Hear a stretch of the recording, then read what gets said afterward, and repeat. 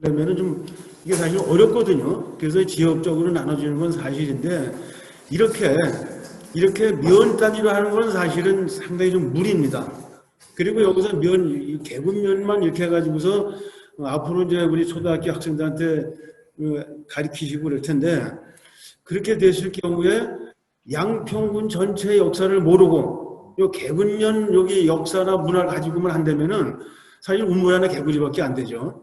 그렇기 때문에 최소한도 양평군의 역사와 문화는 좀 아시고 그 다음에 개군의 어떤 그런 그 역사의 흔적들이 있고 기록들이 있는가 이거를 이제 아시는 차원에서 제가 오늘은 전반적으로 이렇게 좀 아웃라인할까 이렇게 좀 훑어 지나가는 쪽으로 이제 하고 다음 시간부터 제가 다섯 번을 제가 맡았는데 다음부터는 조금 더 안위로 들어가서 깊숙이 그래서 이제 개군에 관한 걸 좀 집중적으로 하도록 하겠습니다. 그래서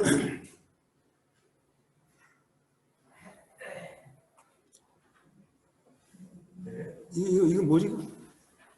치워졌네. 가운데. 됐어.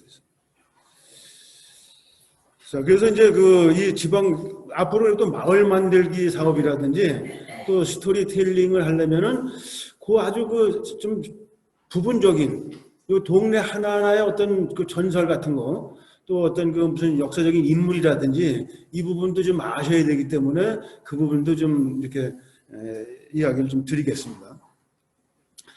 자, 그럼 우리가 역사와 문화 콘텐츠하고 어떤 관계가 있는가? 지금 방금 말씀드렸다시피 그 스토리텔링, 마을 만들기 사업에서는 하나의 어떤 이 주제가 필요하죠. 주제가 필요한데, 그럼 그 주제를 어떻게 잡을 것인가? 그냥 그대로 허공에서 아무것도 없는, 근거도 없는데 갖다가 스토리텔링을 할 수가 없거든요. 그렇기 때문에 분명히 그 지방마다, 그 지역마다, 그 동네마다 또 그 동네 안에서도 다 그 이야기거리가 다 있어요. 그 이야기거리를 우리가 이제 찾아내는 거죠. 그래서 이제 이건 크게 이제 봤을 때 여기 보시면은 이제 좀 이상하게 생긴 이 돌 조각이 하나 있어요. 이게 뭐냐면은 이게 실제로 저 꼭대기 있는 거 지우려면 어떻게 지우죠? 안 나와요. 경주에 가면 상당히 굉장히 많습니다. 근데 여기가 이제 괴능이라고 이 원성왕 제38대 신라의 38대 원성왕 능이에요. 능이 앞에 가면 이런 이 문인석이 있어요. 무인석이. 아마 처음 보셨을 거예요. 얼굴을 실제로 보지 않고서는 이러한 조각을 할 수가 없어요. 우리 여기 묘에 가면은 다 무인석이 있잖아요. 이렇게 세밀하게 하지는 못하죠. 근데 이런 무인석이 있어요. 그럼 꾸시나면 뭐냐? 처용관 뭐냐? 이게 사실은 우리가 신라시대에 향가가 있는데 처용가라고 들어보셨을 거예요. 신라시대에 향가에 나온 처용가가 그게 끈질기게 생명력이 있어가지고 고려시대를 지나서 조선시대를 지나서 지금까지도 이 오방처용무가 무형문화재로 지금 돼 있어요. 저 신라시대에 나왔던 얘기예요. 신라시대. 근데 그 처용가의 이야기는 간단해요. 어떤 역신이 동경적이 서랍을 해서 놀다가 집에를 가니까 신발이 4짝 있는 거예요. 그 4짝 중에서 2짝은 분명히 내 부인 건데 그럼 2짝은 누구 거냐? 그러면서 그걸 노래를 하는데 그 역신이 그걸 감복을 받아가지고서 그냥 가버린 거예요. 그래서 그때서부터는 그 역신을 물리치려면 처용가를 부르고 처용비 춤을 추고 이게 결국은 고려 시대를 넘어서 조선 시대를 또 넘어서 1000년을 넘어서 지금까지도 그 생명력을 가지고 있는 게 바로 처용가인데 이게 사실은 그냥 그대로 전설로 내려온 게 아니라 사실이에요. 이 꾸시나베는 뭐냐면은 지금으로부터 한 10년 전에 지금의 이란이 페르시아 1000년 전에는 페르시아 제국이라는 나라였거든요. 근데 페르시아 제국이 그러니까 AD 그 3세기서부터 7세기 그 사이에 이슬람 그 제국에 망해요. 그러다 보니까 페르시아 제국에서 거기 집에 뭐 왕자라든지 그 귀족들이 어디로 가요? 당나라로 온 거예요. 당나라 와가지고 그 당나라에서 또 당나라는 그때 국제 도시다 보니까 또 이슬람 제국하고 또 국교를 또 맺어야 돼요. 그러니까 이미 벌써 망해버린 그 페르시아 제국은 어떻게 해요? 그래서 이 사람들이 결국은 신라로 오게 되는 얘기. 이게 이런 꾸시나메라는 서사시가 영국 대형 박물관에 잠들어 있던 거예요. 다 영국이나 뭐 일본 이런 데서 다 뺏어가잖아요. 전쟁에서. 영국 박물관에 잠들어 있는 거를 이란 학자가 발견해가지고서 보니까 이 안에 신라 이야기가 3분의 2가 들어가 있는 거예요. 그 이란의 그 어떤 아주 고대에 나온 이 서사시 책 하나에 신라 이야기가 한 3분의 2가 나온 거예요. 그래서 깜짝 놀라서 이걸 이제 우리나라의 이제 학자한테 이제 문의해 보니까 찾아보니까 지금 얘기했듯이 그 당시 페르시아 제국이 망해서 당나라로 왔다가 당나라에서 다시 신라로 와가지고서 신라에서 뭐 결혼까지 해가지고 벼슬까지 해요. 그런 이야기가 여기 들어있는 거예요. 근데 그게 실제인지 아닌지는 뭐 아직 확인을 못 해봤지만은 어쨌든 그 처용이라는 우리가 향가에 나온 이야기는 실제로 그 당시에 그 신라 시대는 그 외국인 이 페르시아라든지 이런 외국 사람들이 많이 있었던 얘기예요. 그 증명이 바로 이런 여기 무인석이에요. 무인석이 나타난 거죠. 또 처형가로 나타나죠. 그래서 이런 이야기들을 지금 어떻게 하느냐? 지금 울산에서는 그 페르시아 왕자를 맞이하는 이 처형 이 축제가 굉장히 좀 크게 해요. 얼마 전에도 뭐 예산을 뭐 몇십억을 잡아가지고 지금 이 처형 예술제를 지금 하고 있는데 이게 어떻게 보면은 그냥 이렇게 흩어져 있는 이야기들을 이렇게 파고 들어보니까는 이게 굉장한 이야기가 되는 거죠. 그래서 이게 지금은 울산에서는 이 처형 축제가 굉장히 지금 크게 열리고 있는데 바로 이제 이런 역사가 바로 이제 문화 콘텐츠로 연결이 되는 거죠. 그래서 이게 그 지역의 돈벌이가 되는 거죠. 또 여기 지금 영월 같은 데 보면은 사실은 우리가 슬픈 이야기죠. 단종이 17살에 자기 삼촌한테 쫓겨가지고서 바로 여기 한강으로 간 거예요. 이 한강으로 17살 어린 나이에 가가지고서 요 이포에서 머물다가 저기 주천해로에서 영월로 들어가죠. 거기서 1년도 채 머물질 못해요.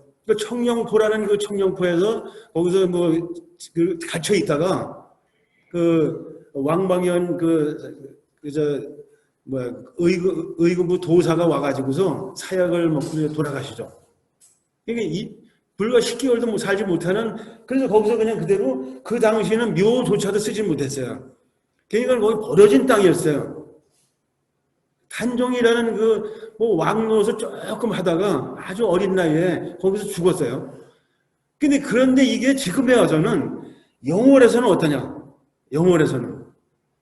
지금 이 단종이 아니면은 영월 사람들 돈벌이가 뭐가 있어요? 축제를 굉장히 크게 해요. 그리고 지금 우리가 영월 하면은 거기 지금 장릉, 단종릉이 장릉인데 장릉하고 또 거기 청령포밖에 모르지만은 사실은 그 사약을 드신 관풍원도 있어요. 또 거기 백함도 있어요. 낙함이 부여에 거기 백마강에만 있는 줄 아시죠? 그거는 사실은 추상적인데 여기는 실제로 낙함이 있어요. 거기서 떨어져 죽은 궁녀들이. 낙함도 있어요. 이러한 모든 유적들을 지금 영월은 그게 전부 다 콘텐츠로, 문화 콘텐츠로 만들어서 돈벌이를 하고 있어요. 또 여기 김삿갓 묘도 사실은 김이빈데 원래 이름이, 이분이 태어나기는 어디서 태어나냐면 양주에서 태어났어요. 여기 양주 요 옆에 양주에서 태어났는데 할아버지가 큰 죄를 짓고서 옆쪽으로 몰려가지고서 영월로 숨어 들어가죠. 영월에서 있는데 어려서 가니까, 어머니가 어려서 이렇게 가니까는 잘 몰랐는데 워낙 머리가 뛰어나가지고서 아까 이야기한 영월의 관풍원에서 이 백일장을 한 거예요. 백일장 해가지고 시를 짓는데 그 시를 져가지고서 장원을 해요. 거기서 김립이 장원을 했는데 거기서 어머니가 보니까 그게 바로 할아버지를 욕을 한 거예요. 그래서 깜짝 놀라가지고서 넌 할아버지를 욕해가지고 어떻게 이 장원을 해 무슨 소용이 있느냐. 이래가지고 혼을 냈는데 그때부터는 얼굴을 들고 어떻게 하늘을 보겠냐 해가지고 삿갓을 쓰고서 조선 팔도를 다니면서 시를 읊고 이게 김삿갓이잖아요. 그리고 어디서 죽었다는 그 돌아가실 때인데 어디냐면 장성이에요. 장성. 그럼 영월에서는 잠깐 머문 것밖에 안 돼요. 어린 시절에 조금 지는 것밖에 안 돼요. 그리고 또 후손들이 어디 사느냐? 후손들이 바로 여기 청운에 살아요. 양평군 청운에. 그래서 한때는 이 후손들이 이 묘를 청운리로 모시려고 했었어요. 청운리로. 그런 움직임도 있었는데 결국 이제 저희 청운에서 그걸 후손들이 모셔오지를 못하고 이 영월에다 모셨는데 지금은 우리나라의 문학인들은 전부 다 1년에 한 번씩 거기 다 갑니다. 이 김삿갓 그 문학 공원이 있어요. 조성이 돼가지고. 우리나라 문학을 하는 사람, 시를 짓는 사람, 소설 쓰는 사람들은 거기에 한두 번씩은 다 가요. 저게 문학 콘텐츠예요. 우리 여기만 있느냐? 자, 남원 보세요. 남원 저기 남원은 지금 춘향이 때문에 먹고 살죠. 춘향이 때문에. 거기 가면은 춘향 월매집도 있고 그네 타던 데도 있고 다 있어요. 거기. 그 유적들이 다 있는데 그러면 거기 과연 그 남원의 그 춘향이가 사실 역사적인 인물일까요?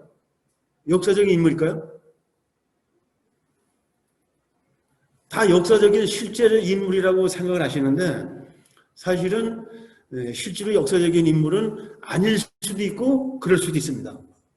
그래서 많은 사람들은 아니다라고 이제 생각을 하는데 이게 사실은 그 얼마 전에 그 연세대학교 그 설성견 교수라고 그 국문학과 교수가 논문을 하나 발표했어요. 아, 저건 실지다. 실지 이야기다. 근데 그 전까지는 어떻게 했느냐? 이게 17세기, 18세기쯤 돼가지고서 거기 전라남도 호남 쪽에서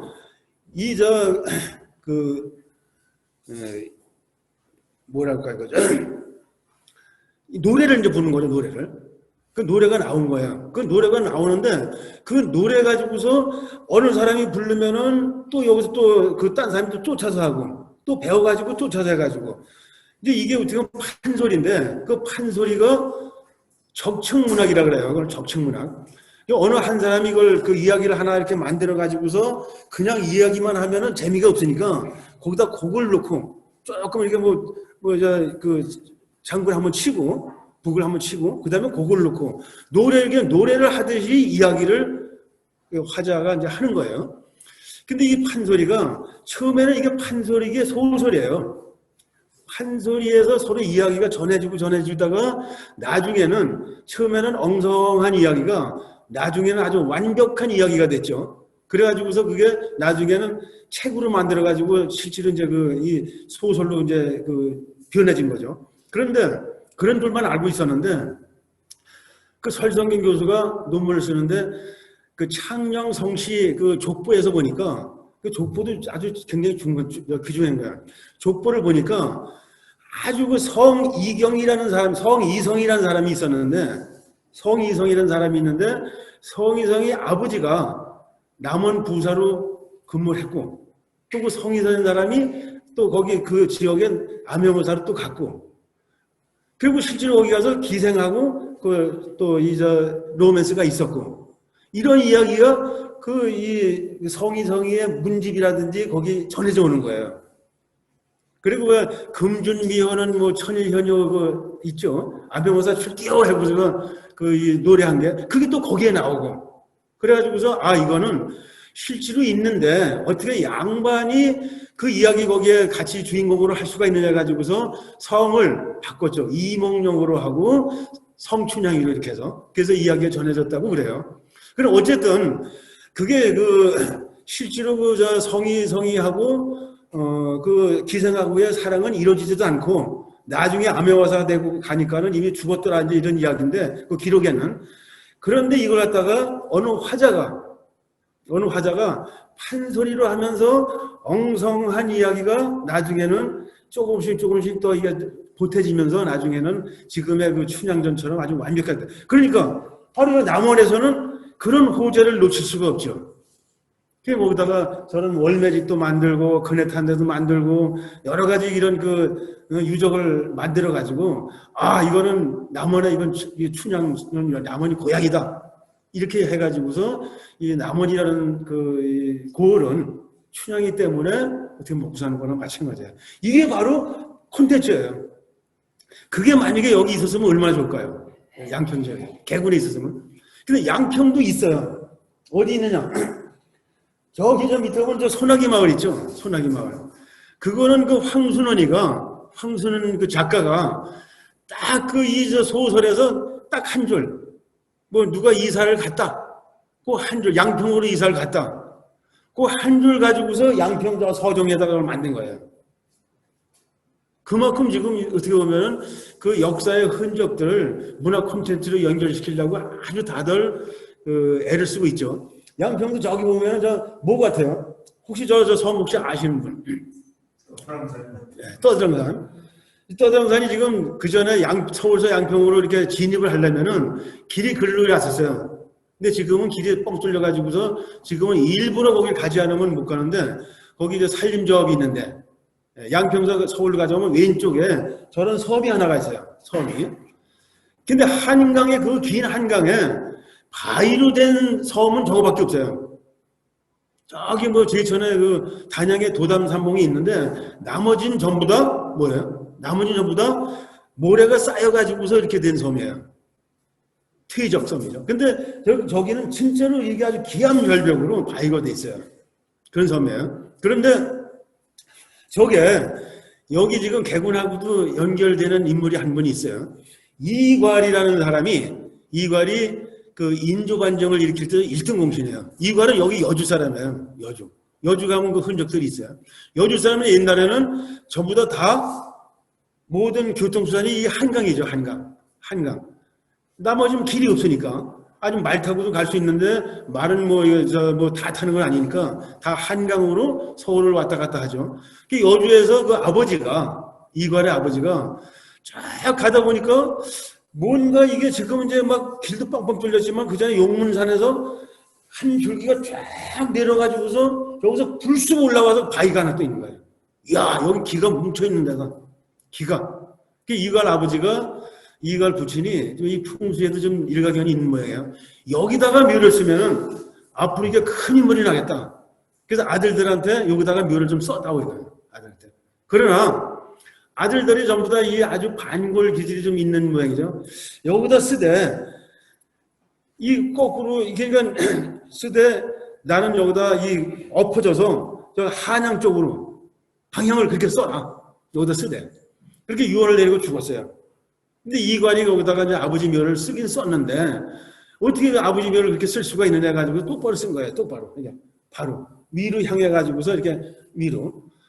그리고 나서 세월이 지나가지고서 이괄이 인조반정의 1등 공신에서 결국은 1등 공신인데 거기에서 이제 그 당파 싸움이 나죠. 논공행상에서 밀려가지고서 어디로 가느냐? 저기 저 의주 쪽으로 의주에 이제 거기 그 팔도 부원수로 가는 거죠.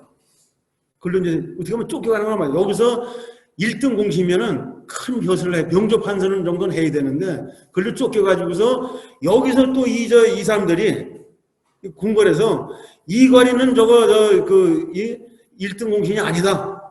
저건 앞으로 언젠가는 문제가 있을 사람이다. 이래가지고 결국 이괄의 아들을 잡아가지고서 역적으로 하려고 그래요. 그럼 결국 이괄이 반용을 다시 일으키죠. 거기서. 그래가지고서 그냥 그야말로 그냥 한 달 만에 그냥 도성을 점령을 해요. 사냥을. 그런데 여기서 문제가 생겨가지고서 결국은 이 관군들한테 뺏기죠. 도성을 점령을 했어요. 왕은 어디로 가냐? 저기 부여로 아주 도망을 갔어요. 인조 임금은. 그 정도 됐었는데 여기서 같이 쿠데타를 일으킨 사람들끼리 뭔가 문제가 생겨가지고서 결국은 죽게 되는데 그 중에 인물이 여기 개군에 지금 묻혀 있어요. 이수백 장군이라고. 근데 이제 이분이 그러다 보니까는 어떻게 돼요? 옆쪽으로 몰리면은 아버지 묘까지 파가지고서 부관 참시까지 해요. 옛날에 그랬대요. 그래서 아버지 묘가 어디 있느냐? 바로 이 떠드렁산에 있으니까 떠드렁산에도 이 파가지고서 부관 참시를 한 거예요. 그 터가 그 노인 여기 그 이 양평 지역 사람들은 다 그걸 얘기를 했어요. 노인네들이. 그리고 그 당시에 저도 한번 가서 확인해 보니까 이렇게 큰 이렇게 좀 파여진 이런 자욱도 있었어요. 바로 좀 밑으로. 근데 지금 저기 들꽃수목원에서 관리하는데 자 이런 저기 있어가지고 이 떠드렁섬이 이갈 부신의 묘가 있는데 이게 중요한 게 뭐냐면은 우리 그 청개구리 이야기라고 혹시 들어보셨나요? 우리 초등학교 다닐 때 청개구리 이야기. 엄마 말을 듣지 않아가지고서 엄마가 반대로 산에 묻힐 거를 개울에다 묻어다고 하니까는 그냥 어떻게 또 듣는다고 해가지고 개울에다 묻어놓고서 떠내려갈까봐 깨굴깨굴 보는 게 그 이야기잖아요. 그 이야기가 바로 여기서 이게 만들어진 이야기예요. 여기서 원형이 그 모티브가 바로 이갈 부친의 묘 여기서 비슷하잖아요. 이게. 그 이야기가 공교롭게도 18세기 이후에 나와요. 또 외국엔 그런 얘기가 없어요. 비슷한 이야기가 일본에 있는데 일본은 왜 청개구리가 아니야. 거긴 새가 나오고 그래요. 근데 그런 이야기가 우리나라밖에 없는데 공교롭게도 이 인조반정 이후에 한참 후에 한 18세기 이후에 그 청개구리 이야기가 나왔어요. 그래서 그 모티브는 저기다. 누군가가 청개구리 이렇게 좀 이야기를 이렇게 비틀어 가지고서 만드는 거다 해가지고 청개구리의 이야기의 설화가 바로 저거 청개구리 저게 떠드렁산이에요. 자 그렇다면은 그 청개구리 이야기가 우리한테 가르쳐 주는 게 뭐예요? 그게 도덕이잖아요. 효. 부모한테 효하라는 뜻이잖아요. 그게. 청개구리 이야기를 우리 교과서에 전에 실었던 그 이유는. 자, 그럼 여기다가 이갈 부친의 묘의 그 어떤 그 전설과 함께 청개구리 이야기의 그 모형을 여기서 만들어서 하면은 저기가 효공원을 할 수가 있는 거예요. 효공원. 지금 어디 효도라 효도 해가지고서 아무리 이야기해도 아이들이 듣나요? 그러니까 거기 또 바로 오빈역도 하나 있어. 그 오빈역을 해가지고 효공을 만들면은 저거 크게 하나의 진짜 남원에 여기 춘향전처럼 그보다 못지않게 크게 아이들 데리고 오면은 아이들만 혼자 오진 않잖아요. 부모가 또 같이 오고 또 거기서 금방 또 가진 않잖아요. 그렇기 때문에 그렇게 충분히 할 수 있는 양평도 자원은 있다. 이걸 말씀드리자고 하는 거고요. 그 다음에 여기가 주읍리 산수유 마을이죠. 산수유 마을이, 근데 여기서 산수유 나무에서 제가 이제 보면은, 이게 뭐야? 이거 아니구나.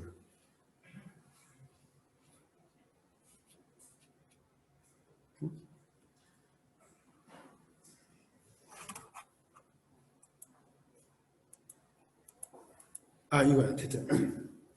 이게 좀 크게 좀.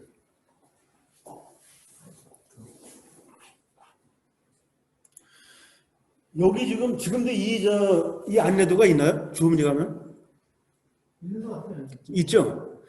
여기 지금 읽어보니까 아마 어디 인터넷 어디서 이렇게 그대를 갖다가 그냥 베껴가지고 한 것 같아요. 근데 여기 이 산수유가 사실은 제가 쭉 이제 채집을 해보니까 지금 여기 적혀 있는 것도 이야기가 있어요.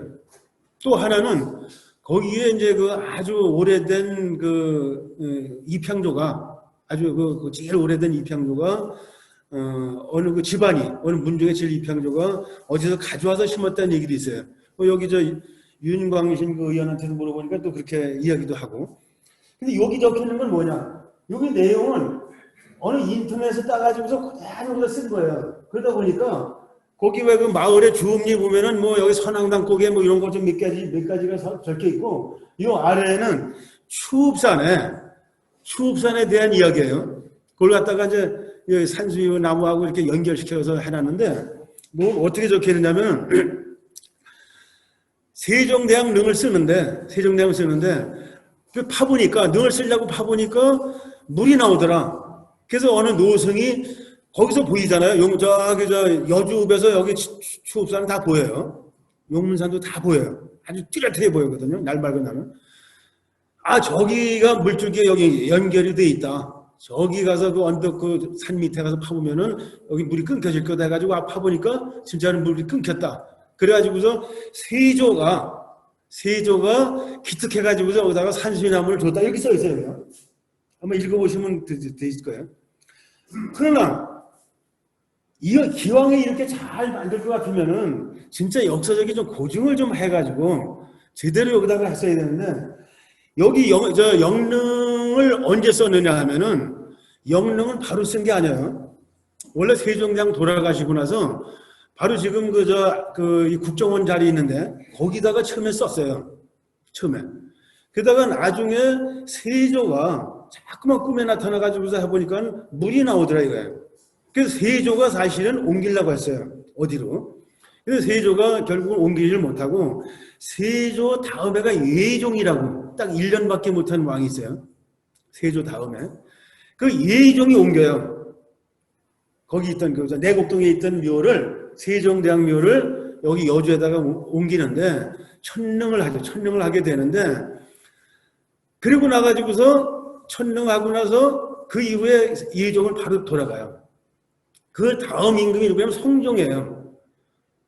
그러면 여기 쓴 거 다 거짓말이죠. 세조는 이미 세조가 옮긴 것도 아니고 예종이 옮겼는데 그리고 또 세종내릉은 이미 내곡동에다가 처음에 썼다가 일로 이제 옮긴 천릉한 거예요.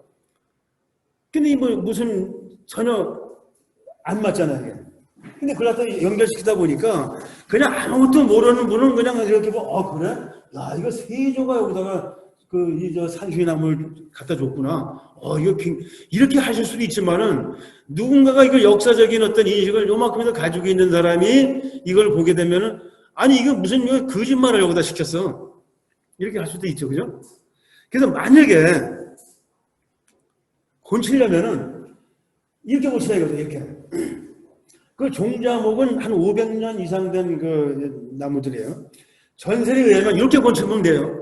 예종이 세종대왕릉을 천릉하는데 능자리에 물이 나와 곤란할 때 어느 스님이 멀리 보이는 추읍산을 가리키며 이곳의 물지기는 바로 저 산이라 하여 중턱의 음문을 파보라서 물 팠는데 정말 물지기가 솟아났다고 전한다. 그리고 세종의 능자리에는 물이 끊겼다고 하면 이를 기특하게 여겨 성종께서 이 마을에 산수유나무를 하사하여 종자목이 되었다. 거의 비슷하지만은 몇 가지가 다르죠. 이렇게 쓰면 어느 역사학자도 그래? 조금 수긍이 가는 거예요. 거기서 그 물이 나오는 거에 대해서 이제 내가 전에 들은 얘기는 세종대왕을 지금 영릉에다 파는데 물이 자꾸 나오는 거예요. 그래서 지금 말씀한 대로 이제 치읍산 밑에 중턱에 가보면 거기에 물이 비치고 있을 거다. 그럼 물을 파워라. 그게 지금 찬원물 약수터거든요.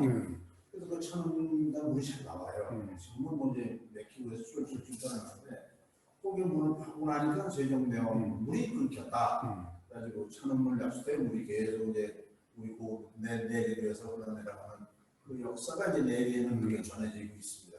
산수나무하고 관계없이. 그러니까 추읍산에 관한 그 전설 그거는 지금 선배님 말씀대로 그렇게 하면 돼요. 추읍산에 관한. 근데 이걸 억지로 산수유나무를 이렇게 엮다 보니까 이런 오류가 이제 발생이 되더라고요. 또 하나 이야기는 그 마을 노인 또 여기 그 유니언도 그런 얘기를 좀 하던데 보니까 여기 거기 보니까는 제일 오래된 이 문중이 거기 양성이 씨가 제일 오래됐더라고요. 그거 보니까 제일 오래된 문중이 거기에. 근데 거기에 제일 오래된 분이 회덕 현감호란 이성생이라는 분이에요. 이성생. 그럼 제일 오래된 분 이분이 회덕 현감을 했으니까 어느 시대냐면 보통 거의 다 세조 시대 아니에요. 세종. 이 무렵이. 태종 때 아버지가 태종 때 문과에 급제를 했으니까. 그러니까는 이때 여기 이성생이라는 분이 회덕을 떠나서 회덕은 지금의 대전이죠. 떠나올 때 유람하면서 구례에서 나무를 갖다가 심었다. 이런 얘기도 있어요. 이런 얘기도. 그러니까 이 두 가지 이야기를 같이 엮어서 해야 되는데 저 위에 이야기는 이왕에 그렇게 이야기를 쓰려면은 이 임금을 세조가 아니라 성종으로 좀 바꿔주시고 그렇게 하면은 아마 훌륭한 그런 산수유나무에 관한 그 이야기도 되지 않을까. 아마 앞으로 이제 그런 역할도 하셔야 될 거예요. 이렇게 좀 잘못된 부분은 조금 고쳐서. 자, 그러면 이제 이건 이제 그 양평의 지형과 지세인데 이거는 다음에 하기로 하고요. 왜 안 돼?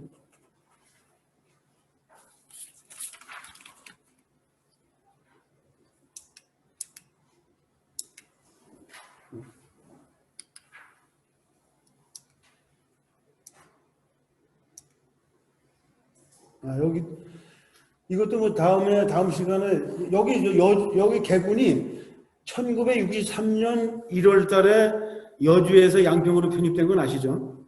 그건 뭐 다 아시는 거니까. 참고로 저 국민학교 5학년 때입니다. 지도가 하나 나올 텐데. 지도가 이거 잘 안 되네.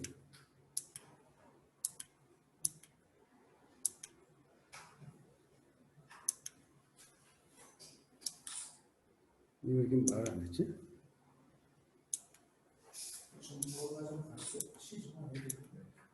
이 지도가 하나 있을 텐데.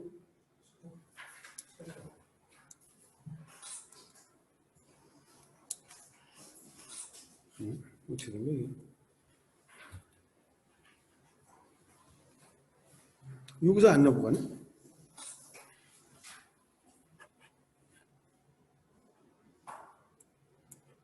이거. 이거.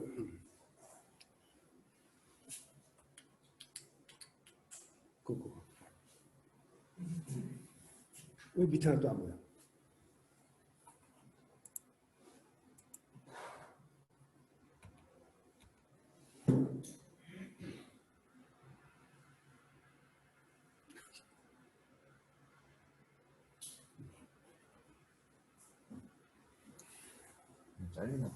이게 지금 잘려가지고 잘 안 보이는데, 지금 왜, 여기 개군이 밑에 있는데, 여기 밑에 있는데, 이게 지금 저 위에 저 이빨 빠진 것처럼 된 데가 설악면이에요.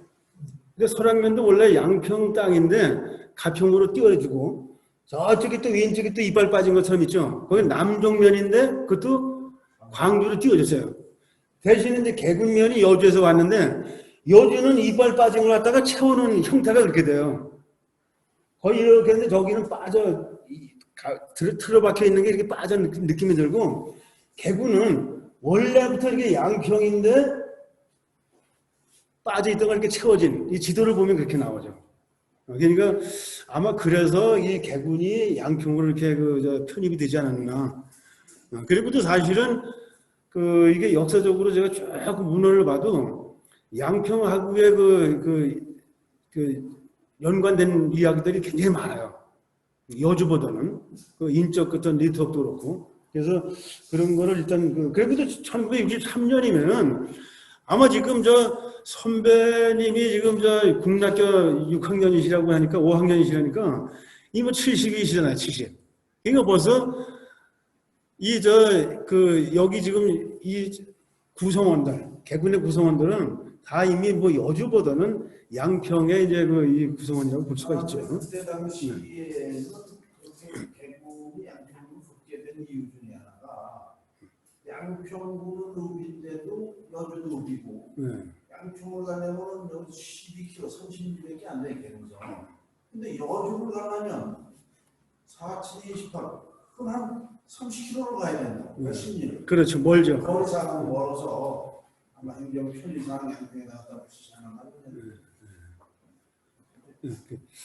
자, 그러면 이제 또 넘어가서 지금 보면은 이런 역사적인 이제 앞으로 저는 이렇게 그냥 훑어서 이야기 드리는 건데 앞으로 이제 여기 우리 어린 아이들한테 이렇게 가르치시려면은 다 찾으셔야 돼. 어디서 찾느냐? 근거를 어디서 찾느냐? 사실 제가 한 10여 년 전에 양평 초등학교 100년사를 집필을 하고 또 양평 3.1운동사를 역사책을 집필할 때는 전부 다 국립도서관이나 국회도서관 가서 찾았어요. 다 하나하나. 그야말로 사막에서 바늘 찾듯이 양근, 그 하나의 키워드 하나 가지고서 그냥 며칠 동안 찾고 이랬어요. 근데 지금은 그렇지 않아요? 이런 범위 내에서 역사 자료들은 찾는 거예요. 이 범위 내에서.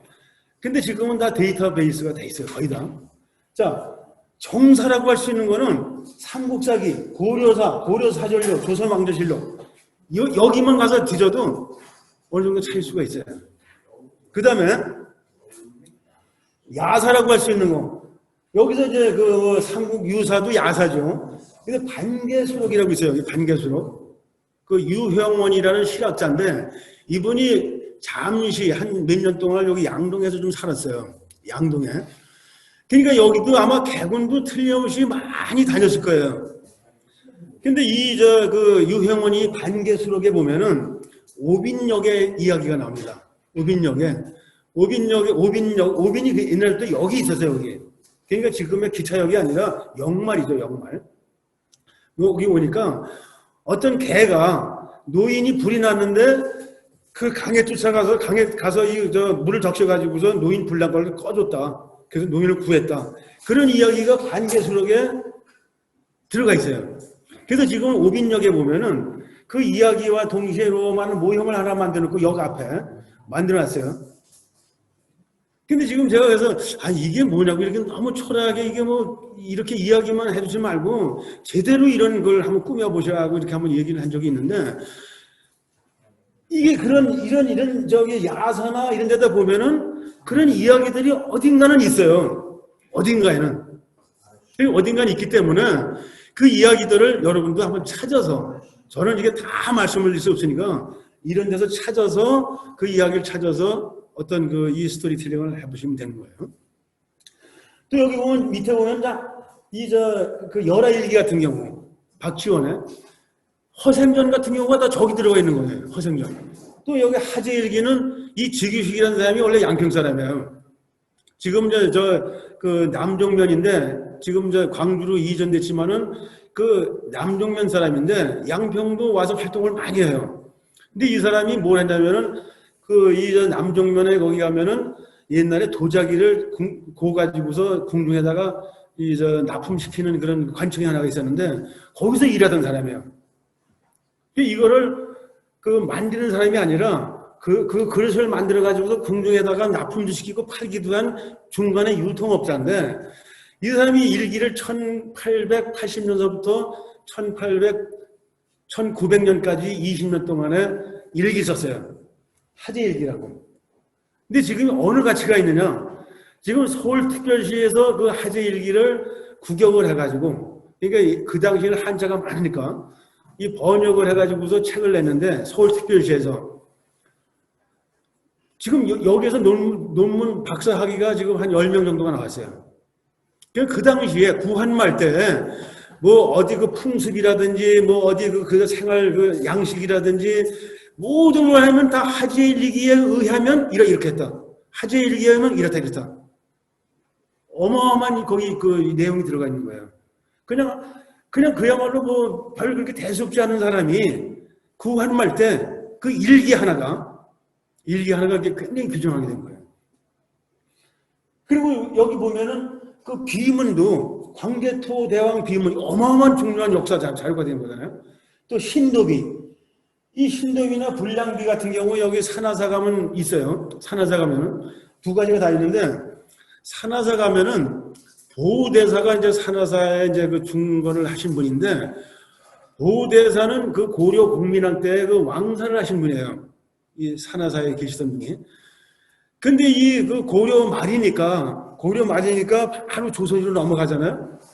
조선으로 넘어가는데 정도전이는 어떤 사람이에요? 정도전은 완전히 그 정도전 저서 중에서 책 중에서 불시잡변이라고 있어요. 불시잡변이 뭐냐? 부처님을 갖다가 우리 이시 김씨처럼 부처님이라고 안 그러고 그냥 불시 잡변 잡스러운 이야기. 그러니까 이 불경을 갖다가 불시가 쓴 잡스러운 이야기가 이게 불시잡변이에요. 그게 정도전이가 쓴 거예요. 그러니까 이 조선으로 넘어오면서 불교를 배척하고 이 성리학을 이제 받아들이게 되죠. 그러다 보니까는 불교를 억압을 하게 되는데 바로 여기 산하사에 가면은 이 보호대사 신도비 뭐예요? 그 어떤 인물에 대해서 칭찬하는 거예요. 칭찬. 아, 훌륭하다. 정두현이가 쓴 거예요. 정두현이가. 신도비를. 보호대사 신도비를 불시잡변을 쓴 정두현이 썼어요. 어마어마한 가치가 있는 거죠. 굉장히 가치가 있는 거예요. 또 불량비. 거기 산하사는 상당히 묘한 절인데 불교하고 유교하고 아주 굉장히 이렇게 그 융합된 부분이 많아요. 보호대사 자체가 이제 그러니까. 근데 여기 불량비가 뭐냐면 조선 영조 때 여기 이 지역에 이 양근 지평 지역에 사는 유학자들이 유생들이 개를 먹어가지고서 절에다가 시주한 거예요. 그걸 갖다가 기념해가지고 거기 가면은 산하사 들어가면은 옛날 주차장짜리 거기 왼쪽에 다 이 포탄 맞아가지고 이 비석이 하나 있는데 그게 그거예요. 불량비. 불에다가 이렇게 시주했다는 거예요. 굉장히 귀중한 그런 자료들이죠. 우리가 소홀히 다룰 뿐이지. 또 여기 족보들도 보면은 아까 말씀드렸다시피 족보에도 굉장히 귀중한 이야기들이 나와요. 특히 이제 오래된 족보 같은 경우는. 그래서 이런 이야기들은 다 우리가 이제 왜 여기다가 치렀냐면은 앞으로 이제 제가 다 설명을 드릴 수 없으니까 여기서 뭔가를 찾기 위해서는 이러한 이런 자료들, 뭐 정사고, 야사고, 문집이나 일기, 비문 이런 데서도 찾을 수가 있다 이거죠. 여기 보면은 저쪽에 뭐 저 내리 이런 데 가면 오래된 비석들이 많잖아요. 그 비석에도 역사가 있기 때문에. 그렇다는 얘기죠.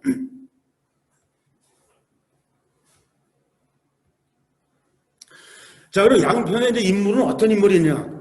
이건 대한민국의 축소판입니다. 양평이. 이게 조그만 동네지만은 양평이 있을 건 다 있어요. 보세요. 자, 개국공신. 고려 개국공신과 조선 개국공신이 있어요. 양평에. 양평의 인물 중에서. 이 고려 개국공신은 저 함규라고 하고 가로천이고 왕규라고 했는데 왜 그러냐면은 여기 이제 지금 저 옥천, 그 용천리 여기 아마 양근 지역이 그 옛날에는 광주목에 속한 모양이에요. 그래서 이제 그 광주라는 이름이 거기 나오는데 왕건이 이제 고려를 개국을 하면서 왕건은 연합체죠. 각 지역의 호족들을 다 끌어안는다. 그래서 혼맥을 맺어요. 다 그 호족들하고 이제 결혼을 해가지고서 그 딸들을 이제 그 부인을 삼죠. 그래서 부인이 29명이나 되죠. 왕건이. 그 중에 2명이 바로 여기 이 함규의 딸이에요. 그 중에 2명이. 그러니까 이 왕건에 어떻게 보면 왕건한테 딸 둘을 이제 그 바치고 그 중에 둘째 딸은 또 왕자도 나요. 그래서 이 함규가 나중에는 그 자기 그 외손자를 다음 왕을 시키려고서 이제 막 여러 가지 이제 뭐 그 왕을 회종을 죽이려고 그러죠. 그러니까 나중에 결국 죽이지 못하고 광종한테 그 왕식념이라고 저기 그 서경 쪽에 또 그 호족들한테 결국 져요. 져가지고서 이제 물러나는데 어쨌든 이 함규라는 사람은 여기 이 옥천에 그 용천리 거기 그 태생이고 이 여기 양근 함시의 시조예요, 이 사람이. 시조. 그 거기 개국공신도 있죠. 또 조선 개국공신도 있어요. 바로 김사영, 유관, 김인찬. 김인찬이라는 사람은 그 양근 함시의 시조예요. 양근 함시 시조. 또 우리나라가 이 5천년 역사 중에서 전부 다 5천 역사 중에서 거의 다가 다 외세의 침입을 받았지 우리가 나가서 싸워서 침범한 적은 고구려밖에 없잖아요. 그죠? 역사 중에서 고구려밖에. 그러나 유일하게 일본 이 대머들을 원정한 그 역사적인 사례가 딱 2건이 있어요. 그 2건에 양평의 인물이 다 들어가요. 이 김사영이라는 사람은 양수리에 지금 묘가 있는데 모강리에 또 이순봉 이분은 어디냐면 공세리에 묘가 있어요. 공세리. 나중에 한번 가보시면은 그 묘가 굉장히 아주 큰 묘가 있어요. 공세리에. 지금 어디냐면 거기 거기 뭐 매일경제 그 연수원 있는 데 있죠? 아시네? 공세리 모르세요? 네. 공세리 들어가면은 매일경제 연수원 쪽으로 들어가면은 그 안내판이 별로 없어요. 동네 분들은 다 아시죠? 그러니까 물어보면 이순몽 장군의 묘가 있어요. 굉장히 커가지고 굉장히 크게 고려 양식으로 돼 있고. 그 다음에 아니 지금 국무총리 한 분이 나오면은 굉장히 큰 인물이 나온다고 그냥 뭐 난리죠. 하다못해 어디 뭐 대학교 뭐 고려대학교 붙어도 막 프랜카드가 붙이는 판인데, 그러나 양평에 국무총리급, 그러니까 정승급이 이렇게 많아요. 이거 다 놓지 못한 거예요. 뭐 김사영, 유관, 강맹경, 이준경, 이덕형, 뭐 오선과 한음의 그 이덕형, 이다나, 정창선, 이분들이 다 영의정, 좌의정 같은 분들이에요. 다 양평 인물들이에요. 양평에 이렇게 많아요. 양평에 정승급이. 그 다음에 성리학자, 대단한 성리학자가 여기 그 권경우라는 분은 어디냐면 여기 뭐 수곡서원에 모셔져 있어요. 그 넘어가면 수곡서원이 있는데 수곡서원에 모셔져 있는 권경우, 권경유 두 분이 거기 형제분이 모셔져 있는데 굉장한 성리학자예요. 또 용문 조옥 선생 운계서원에 지금 모셔져 있죠. 그 다음에 택당 이식은 여기 이 기천서원이라고 이포에 거기도 모셔져 있어요. 지금 양동에 이제 묘가 있는데 택당 이식. 또 이우신, 이재신, 이항로는 또 아주 굉장히 유명하죠. 이런 아주 우리나라를 거의 떠들썩한 이런 성리학자들이 다 양평의 인물들이에요.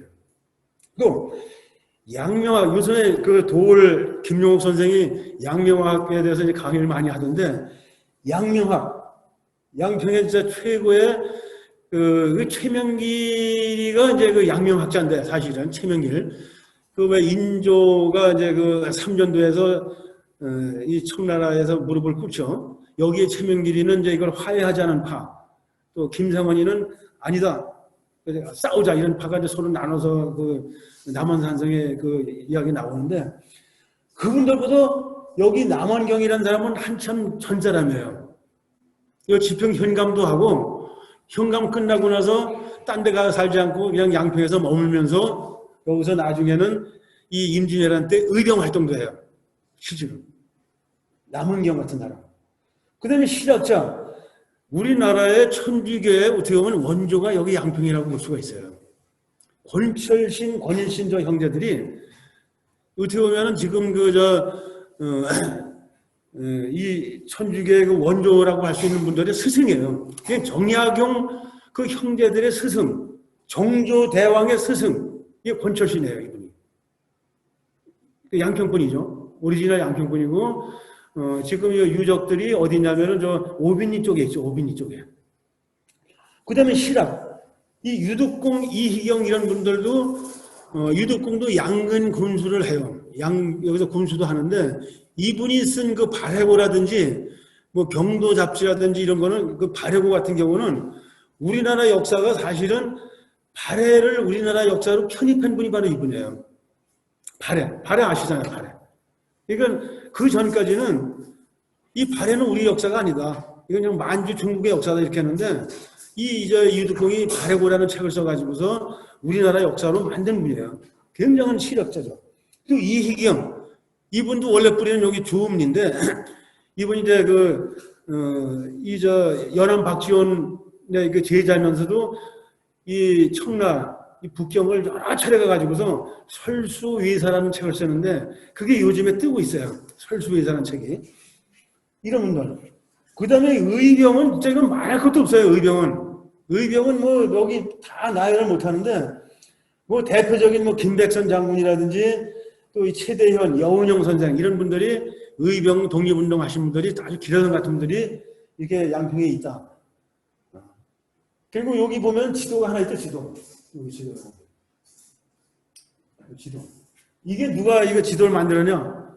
바로 여기 김사영이라는 사람, 여기. 조선 개국공신에 들어가고, 여기 대마도 원정에도 들어가는 김사영이라는 분이 이 지도를 옛날에 만들었다 그래요. 조선 태종 때. 근데 그 당시에는 중국을 중심으로 해서 중국이 제일 크게 만들었죠. 우리나라도 덩달아 커졌고. 그래서 이게 그 당시에도 비슷하던 이렇게도 형태는 갖춰져 있잖아요. 이런 사례도 있습니다. 그러니까 양평에 굉장한 큰 인물들이 많아요. 다 하나하나 나중에 시간 되시면은 여기 개군의 인물, 개군의 역사적인 인물만 우리가 가리킬 게 아니라 양평의 역사도 같이 어울려서 가르쳐 주셔야 될 거예요.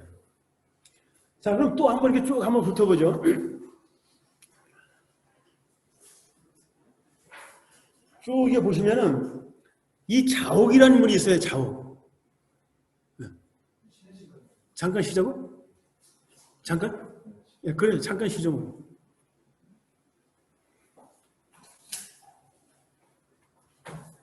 열 12시까지잖아. 한 10분 정도 쉬도록 하겠습니다. 네. 나도. 이제 저기 태바퀴 안에 이제 사람 이제 봐봐요. 혹시 열체크 안 하신 분들 저 안입니다. 아니, 노재호 선배님도 그거 하러 갔어? 일단 다시 오신다고 하셔서.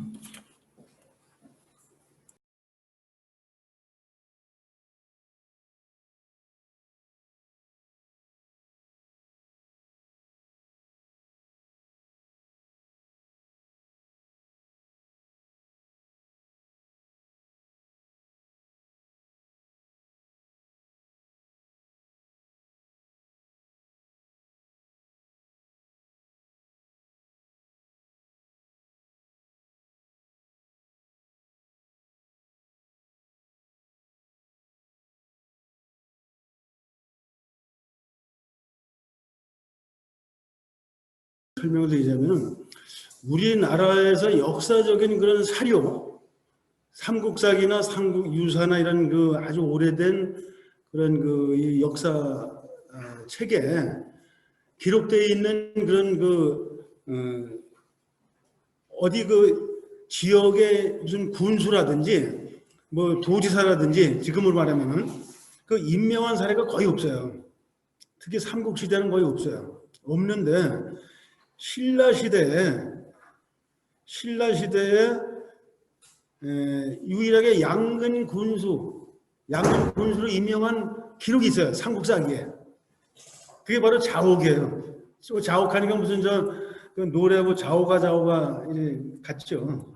근데 이 자옥이라는 이름이 아마 그때는 지금처럼 성이 뭐 무슨 뭐 박누구 뭐 이렇게가 아니라 이름들이 무슨 다 뭐 이 성이 이렇게 없을 때 정착이 되지 않을 때 얘기죠. 그래서 자옥이라는 인물이 원성왕조의 삼국사기에 나와요. 그래서 양근 소수라는 건 그냥 작은 고을의 수령 이거 얘기해요. 소수로 임명을 하는데 반대를 해요. 사람들이 관료들이 반대를 해. 원성왕이 누구냐면 아까 저 무인석 이상한 무인석 있는 그 임자예요. 그 괴능의 그 원성왕인데 이 원성왕이 사건이 이제 상당히 많죠. 원성왕이 원래는 왕이 될 게 아닌데 장마가 져가지고 원래는 여기 지금 강릉 김씨 그 시조 그분이 이제 원래는 왕 그 일순인데 장마가 지는 바람에 원성왕이 왕이 된 거죠. 근데 정치 잘해요. 무슨 정치를 잘하냐면은 최초로 이 과거 제도를 만들어요. 독서 삼품가라고 아마 옛날에 그 교과서에서 보셨을 거예요. 독서 삼품가 그러니까는 책을 여러 가지 책을 쭉 놓고 뭐 논어맹자 뭐 대학 이런 거 해놓고서 많이 읽을수록 더 높은 벼슬을 주는 거죠. 물론 테스트를 해가지고 시험을 봐가지고 그래서 독서 삼품가를 만드신 분이 원성왕인데 그 원성왕이 양근 군수, 그러니까 양근의 소수를 임명을 하는 기사가 나와요. 그게 딱 그런 기사는 거의 없어요. 그 당시 양근이 여기 양평 지역이 굉장히 중요한 지역인가 그런 생각이 드는데, 근데 반대를 해 사람들이. 그 독서 삼품가 출신이 아닌데 어떻게 벼슬을 주냐? 그러니까 거기 왕이 아니다. 당나라 유학생 출신이다. 당나라에서 유학해가지고서 공부를 많이 한 사람이니까 되다.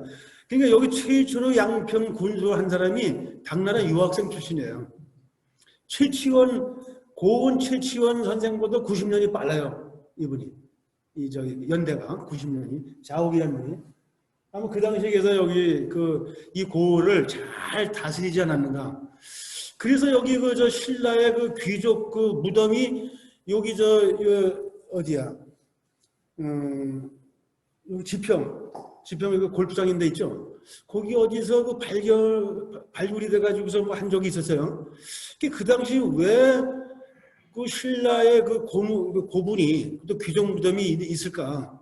그래서 혹시 이 자옥의 그 무덤이 아닌가 이런 생각도 들고 그러는데 어쨌든 자옥이라는 분이 양평 경주 가시면은 꼭 원성왕릉에 한번 꼭 가서 참배를 한번 하시도록. 그다음에 함규 이건 아까 말씀드렸죠.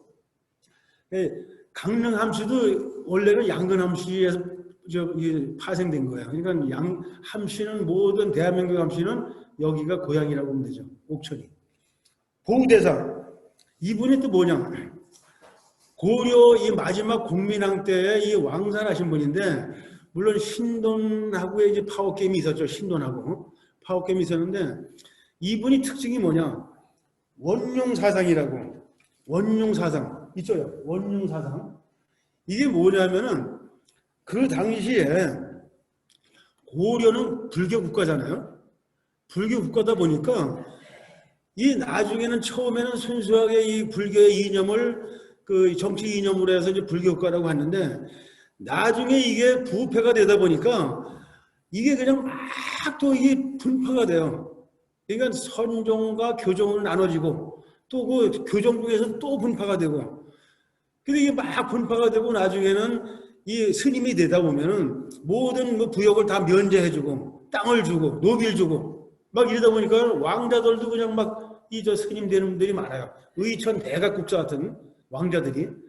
그리고 그냥 뭐 스님이 되면은 뭐 아주 먹고 살기 지장이 없으니까. 그래서 이러한 큰 폐해가 있는데 이 보호대사가 그걸 전부 다 이렇게 합쳐가지고서 하나로 하자. 그래서 지금 이 보호대사가 이 조계종에 가도 시조처럼 모시고 있고 또 여기 우리나라 이 파가 여러 가지가 있잖아요. 그 파 여러 가지 중에서도 모든 여기서 이 보호대사를 원조로 삼고 있어요. 원조로. 그러니까 그 이후에도 이 맥락이 좀 나중에 서산대사 뭐 또 이렇게 쭉 내려가는데 사명대사 이렇게 쭉 내려가는데 이 보호대사의 그 원융 사상을 지금도 많이 연구하는 사람들이 많아요. 이렇게 막 서로 뭐 좌익이니 우익이니 뭐니 보수니 진보니 싸우고 이 원융 사상을 받아들여. 그리고 아까 말씀드렸다시피 산하사는 아주 드물게 유교하고 불교하고 이렇게 서로 융화가 된 게 바로 이 보호대사 때문에 그런 거예요. 근데 용문 조옥 선생은 원래 이제 양평 태생은 아닌데 나중에 그 조광조를 스승으로 모시고서 이 공부를 하다가 그 형제가 여기 용문산에 거기서 아주 이제 낙향을 하게 되죠. 그래서 지금 그 용문산에 보면 그 운계서원이라고 있어요. 이분이 여기서 상당히 그 양평 지역의 성리학을 제자들 많이 배출하고 또 이재신 같은 분도 이분의 제자죠. 청강 이재신 유명하죠. 또 이 문집도 시와 뭐 이런 데 아주 유명하죠. 또 남원경 아까 말씀드렸다시피 지평 현감을 했는데 이분은 나중에 임진왜란을 예언을 하고 여기서 머물러서 임진왜란 때 의병 활동을 하는 분이에요. 이분은 지금 어디 모시고 있나? 왜 저기 설악면도 양평 땅이었죠. 설악면에 가면 미원서원이라고 있는데 거기 모시고 있어요. 이분은. 또 이 노직이라는 분이 있는데 이분은 나중에 더 자세하게 설명. 여기 아마 여기 지금 교화노시 여기 지금 그 내리 쪽에 그 문중이 아마 그 선조님으로 제가 알고 있는데 나중에 제가 이 임진왜란 여기 구미포에서 많이 싸움이 일어나요. 저 임진왜란 때. 특히 여기 왜 중요하냐면은 요 파사성이 있죠.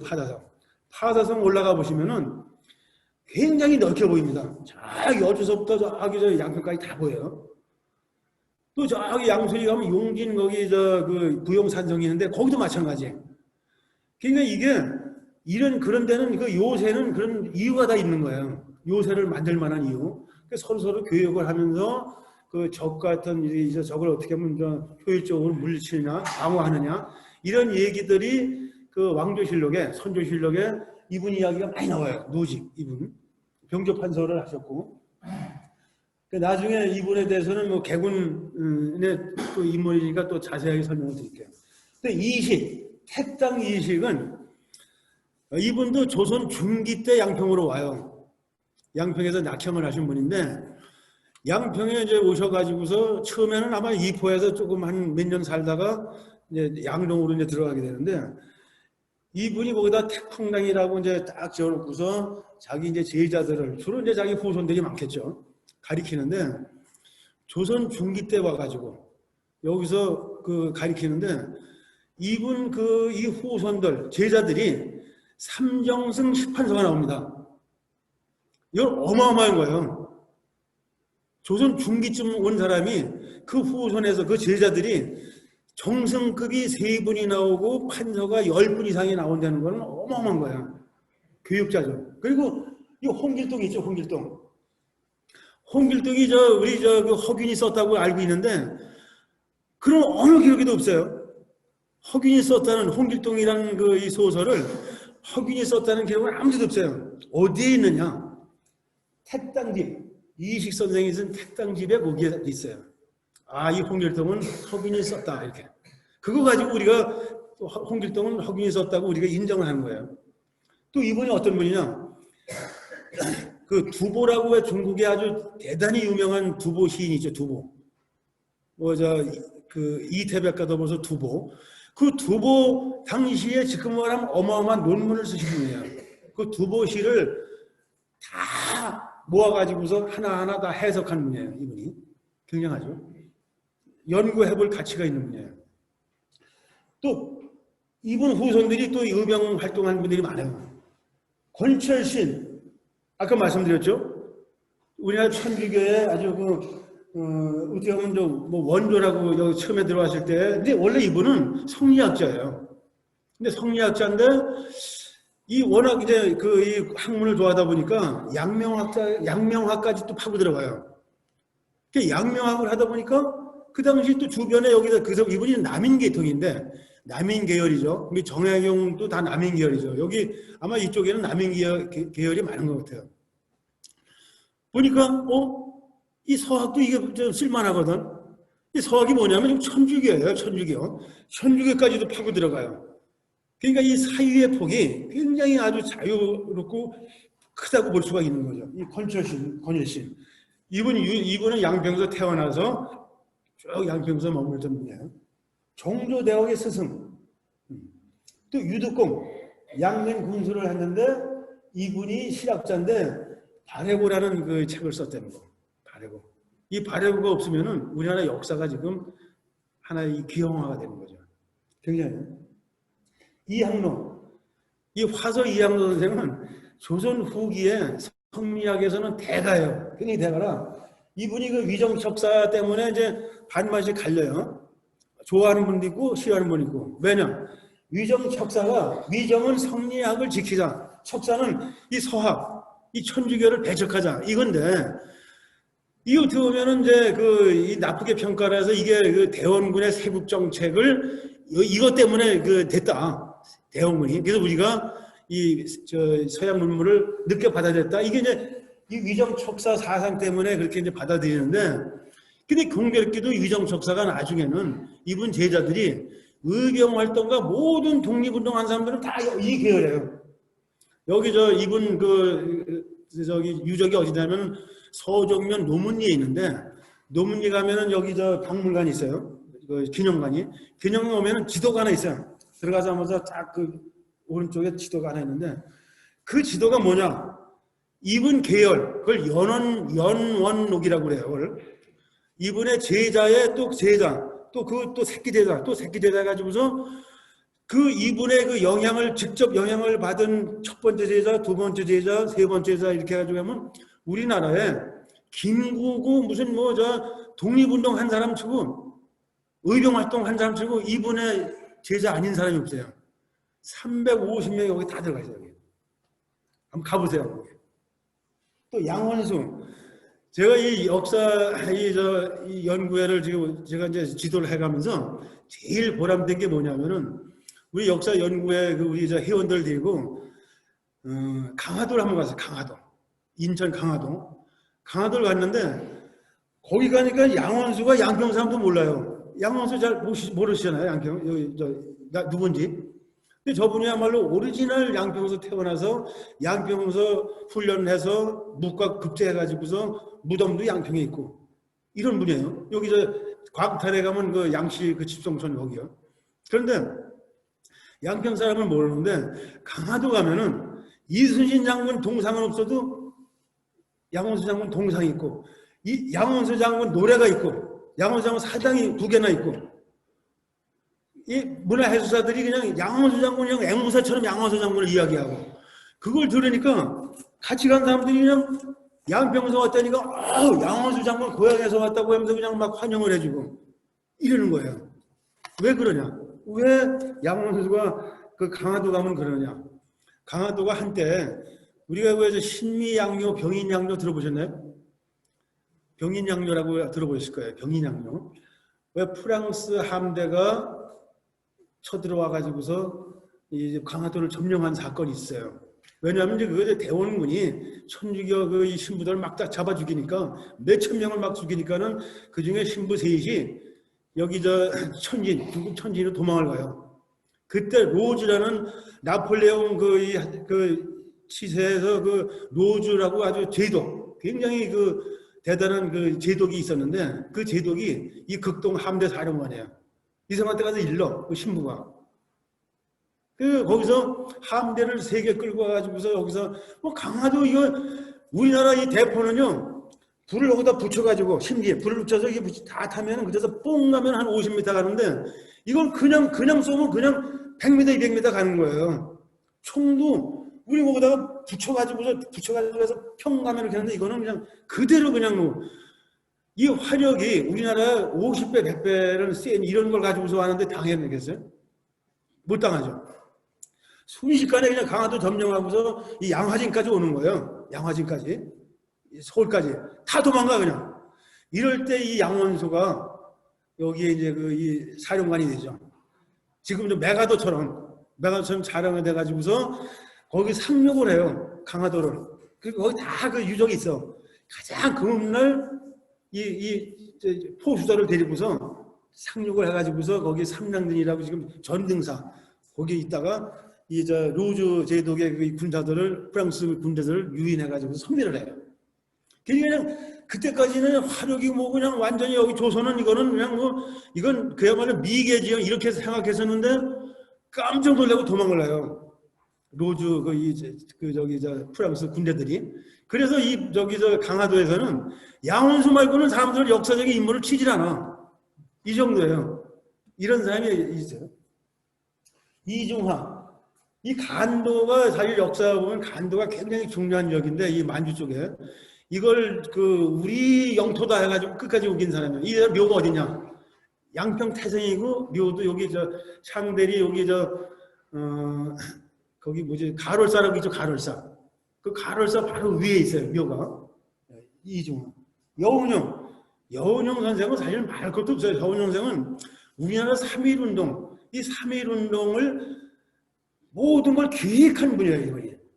3.1운동이 뭐 여기서 뭐 저 33 이분들이 이렇게 한 걸 그분들은 사실은 3.1운동에 그냥 앞에서 조금 이렇게 해서 서신 분들이지 그 3.1운동을 기획하신 나중에 시간이 되면은 더 깊이 있게 말씀을 드리도록 하겠습니다. 자, 대표적인 유적이 양평에 뭐 산하사, 용문사, 향교, 뭐 서원 뭐 이렇게 쭉 있는데 사실 저희 뭐 향교나 이런 건 뭐 설명할 것도 없고 이 산하사나 용문사가 우리나라에서 보기 드물게 의병 활동을 한대요. 특히 산하사 가면 지금은 그걸 적어놨어요. 여기다가 우리가 하도 여기 의병 활동을 한 걸 가지고서 너무 흔적이 없다. 그러니까 지금은 거기다가 이 군에서 이걸 해놨는데 산하사는 아까 말씀드렸다시피 그 보호대사가 그렇게 원흉 사상을 가리켜서 그런지 정로전이가 신도비를 세웠고 나중에 여기 유생들이 불량 시주를 했고 나중에는 또 절에서 이 의병 활동, 이 저 구한말의 의병 활동을 할 때는 이 사람들이 100명, 200명을 먹고 자는 데가 없어요. 훈련 받는 데가 없어. 어디서 지금같이 이렇게 넓은 광장이 있는 것도 아니고 뭐 이런 저 뭐 마을 회관도 지금은 다 넓죠. 근데 이 구한말 때는 그런 게 없어요. 유일하게 이런 100명, 200명을 수용할 수 있는 건 절밖에 없어요. 절밖에. 근데 산하사에서, 용문사에서 그 의병들을 받아들인 거예요. 의병들을. 거기서 먹고 재워주고 훈련 가게 했고. 그만큼 이 포용력이 있는 거죠. 그다음 보우대사의 영향이 있겠죠. 그래서 이제 일본 놈들이 와가지고서 산하사고 용문사를 다 불태워버려요. 다 불태워. 다 다시 지은 거예요. 그 이후에. 그러니까 우리나라에서도 아주 보기 드문 그런 그 사례죠. 여기 이제 그냥 보시면 나중에 다 설명했고요. 그 아까 대마도 정벌한 장군이 이순몽 장군이라고 했죠. 공세리의 묘가 있고 또 우리나라에서 유일하게 조선 500년 중에 600년 중에서 도성을 그 이렇게 점령한 그런 쿠데타가 있어요. 난이라고 하죠. 난. 이관의 난이 있는데 그 이관의 난을 종결한 사람이 바로 이수백이라는 사람인데 이분이 여기 저 개군이에요. 또 지금 여기 저 그 파사동에 가면은 상자포리에 파사동 올라가면은 그 성의 오른쪽에는 여주 땅, 성의 왼쪽에는 여기 양평 여주 여기 개군 땅이에요. 근데 여기 저 마의 열애 입성은 양평 땅에 속해요. 경계가.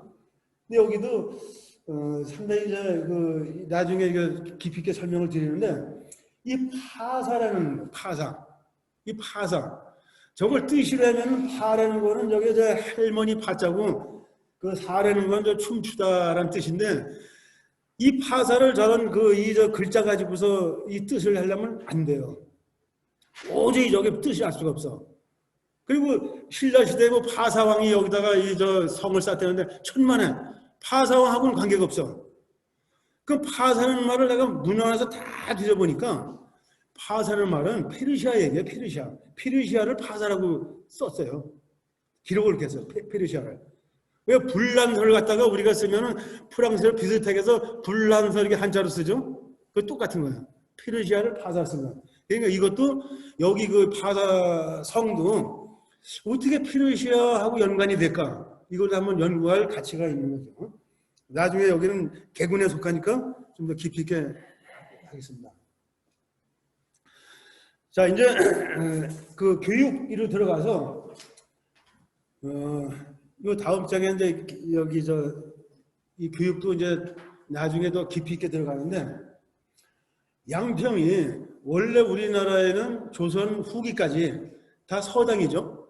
서당에서 기본적인 무슨 뭐 논어나 맹자는 배우고 뭐 대학까지도 배울 때도 있겠지만은 그 정도 배우고 그 다음에 이제 서원이나 향교 가면은 조금 더 깊이 있게 배우죠. 뭐 대학도 배우고 뭐 저 시경도 배우고 좀 배우죠. 그래가지고서 이제 초시에 합격이 되면은 그때 이제 비로소 그 진사나 생원 그 합격이 되면은 이제 송윤관이 들어간 거예요. 송윤관. 서울의 송윤관이로. 그게 대학이에요. 그러니까 동네마다 다 서당이 있었어. 이게 사실은 우리가 이 쇄국 정책을 하지 않고 18세기 19세기 초만 해도 우리가 그 1800년에 어떤 사건이 하냐면 우리나라가 그 마지막 그러니까 그 이 개혁군주라고 하는 정조대왕이 돌아가시고 나서 순조가 왕이 돼요. 순조가. 그때서부터 우리나라는 그냥 그대로 주저물 낳는 거예요. 그때서부터 우리나라는. 정조까지는 그래도 뭔가 일본이나 이런 데보다 우리가 우세했어요. 일본보다도. 근데 이 일본은 벌써 그때 그 에도 그 막부에서 서양 문물을 받아들이고 우리는 막았죠, 이거를. 막았는데 배우는 것도 우리 전부 다 서당에서 그냥 그 논어맹자밖에 못 배운 거예요. 그래서 나중에 한참 후에 한 50년 후에 우리 고종이 이미 벌써 다 뺏길 대로 다 뺏기고 일본한테 뺏기고 청나라한테 뺏기고 뭐 러시아한테 뺏기고 다 완전히 뺏기고 난 뒤에 1895년도에 고종이 특명을 내립니다. 특명을. 무슨 특명이냐? 자, 우리도 저렇게 이제 논어맹자 서당에서 이걸 배울 게 아니라 서양의 이런 신식 이런 그 서양의 문물을 학문을 배워야 된다. 실학을 배워야 된다. 실학을 특명을 내려요. 1895년도에 그때 이제 비로소 한양에 원산에 이런 데서 또 이 인천에 이런 데서 이제 학교들이 세워지는 거예요. 신식학교. 지금 말하면 뭐 초등학교 뭐 이게 하지만 그게 아니라 소학교부터 생겨요. 보통 학교예요. 이게 굉장히 중요한 거예요. 뭐 대학교부터 생긴 게 아니라 소학교. 그러니까 서당이 없어지고 그 생기는데 양평은 저 보세요. 1895년보다 4년 앞서서 저기 서정면에 학교가 세워져요. 4년 앞서서. 굉장하죠. 응? 양평이 그러니까 우리 나라 전체보다 빨리 가는 거예요. 또 두 번째, 1899년도에 뭐가 생기냐? 지금 말하면 법과대학이에요. 법과대학. 거기 법률학교, 영화라는 거는 옛날에 양평 이름이 영화라고 할 때도 있었어요. 고려 때. 영화라는, 여기가 이제 뭐 양근이라고도 하고 영화라는 지명을 할 때도 있었는데, 하여튼 영화 법률학교를 양수에 세워요. 지금 뭐냐면 법과대학이에요. 법과대학. 응? 그 다음에 1902년도에 이제 그 양림국립소학교가 이제 세워지고 한일 합방 그러니까 우리 그 경술 국치라고 하죠. 1910년 이전에 이렇게 많은 학교들이 세워져요. 이렇게 많이. 그리고 뿐만 아니라 여기 지금 제가 이제 양평초등학교 100년 그거 할 때 100년사를 제가 이제 집필을 했는데 그래서 여기 사실은 여기는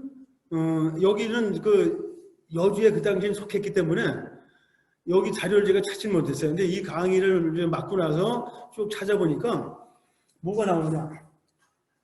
3.1운동 1919년 이후에 1921년도에 여기 지금 아마 개군초등학교에게 전신일 거예요.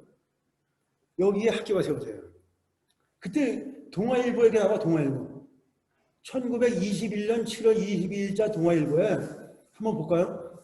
여주군 개군년 유지 인사 등은 3월에 면내의 서당 전부를 해산하고 서당을 다 없애고 600여 원의 비용으로 10칸의 그 교실을 신축해서 사립 광명의숙이라고 했다.